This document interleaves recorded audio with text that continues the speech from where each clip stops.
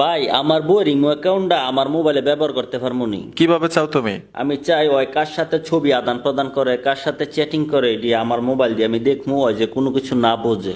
অবশ্যই একই imo account দুই মোবাইলে চলবে। তাই নাকি? আপনারাও শিখে রাখেন, অস্থির একটা কাজ। তো ভাই কইরা দেন তাইলে আমারে। প্রথম আপনার বউয়ের মোবাইলটা হাতে নিবেন, ইমোতে চলে আসবেন, প্লাস আইকনে টাচ করে দিবেন, মোড়ে ট্যাপ দিতে হবে। এখান থেকে সেটিংসে চলে আসবেন, ম্যানেজ ডিভাইস লেখা আছে, মাল্টি ডিভাইস লেখাটা এখান থেকে অন করে দিবেন। এনেবল করে দিয়েছি। এখন আপনার মোবাইলটা হাতে নিতে হবে। আপনার মোবাইলটা হাতে নিয়ে ইমো অ্যাপটা গুগল প্লে স্টোর থেকে ইনস্টল করে নেবেন। ইমোতে চলে আসবেন, এগ্রিতে ট্যাপ দিবেন, অ্যালাওয়ে চলে আসবেন, কন্ট্যাক্ট নাম্বারটা এখানে দিতে হবে, আপনার ওয়াইফের কন্ট্যাক্ট নাম্বারটা দিয়ে টিক মারে চলে আসবেন। ওকেতে ট্যাপ দিতে হবে, পারমিশনের জন্য ওকেতে ট্যাপ দিবেন। এইখানে অ্যালাওয়ে টাচ করে দিবেন। আপনার বউয়ের মোবাইলটা একটু হাতে নিতে হবে। ওই মোবাইলটা হাতে নিয়ে নোটিফিকেশন বা টান দিলে দেখুন পারমিশনের জন্য একটা অপশন চলে আসছে, অপশনটাতে ট্যাপ দিবেন। ট্যাপ দেওয়ার সাথে সাথে কোড দেখতে পাবেন 7629। জাস্ট আপনার মোবাইলটা হাতে নিয়ে 7629 দিয়ে দিবেন, ইমো অ্যাকাউন্ট লগ ইন হয়ে যাবে সাথে সাথে।